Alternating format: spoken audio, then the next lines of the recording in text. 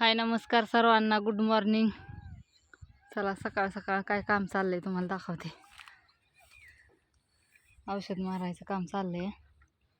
कशाचं आहे हे औषध? हराळी गावत बांधाव गावत झालेत ना कडणी. हे अशी हराळीने कसे पॅक झाले. कडेच्या लाईनी मारलं का?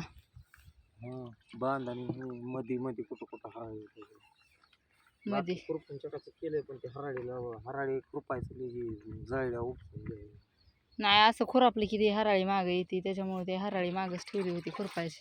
हराळी कावळा साप अमृत केलंय ते कसंच मारावं. असं खुरापली की मागं हाय अशीच थाप येते या, त्याच्यामुळं म्हटलं औषध मारून घे सकाळ सकाळ लवकर.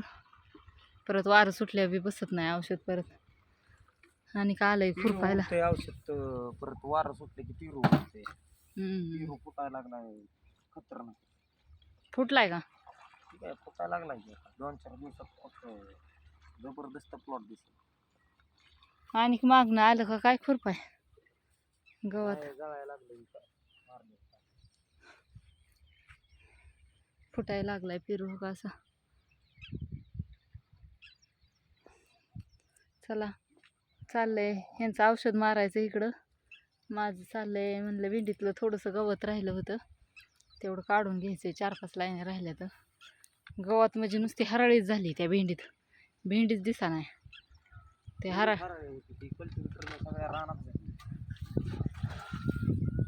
मधनं ट्रॅक्टरनी कल्टिवेटर मारला तरी त्या बुडातली ह्याच्यातली काढायला लागते त्या मल्चिंगच्या कडशी.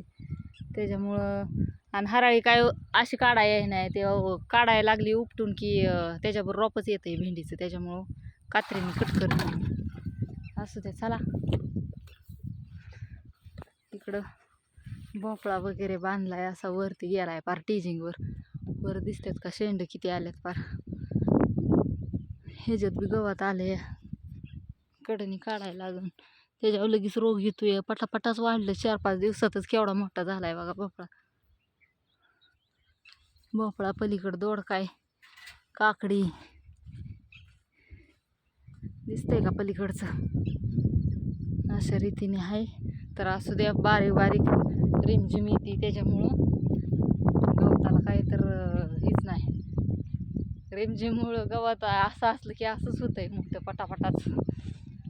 त्याच्यामुळं सारखं त्याला औषध मारलं तर जळतं या. पण असल्या बारीक नाजूक गोष्टी आहेत त्याच्या कडनी तर औषध मारा येत नाही, त्याला खुरपूनच काढायला लागते. असू द्या, बघा सकाळ सकाळचा कसा वाटला व्हिडिओ. लाईक करा, कमेंट करा, शेअर करा.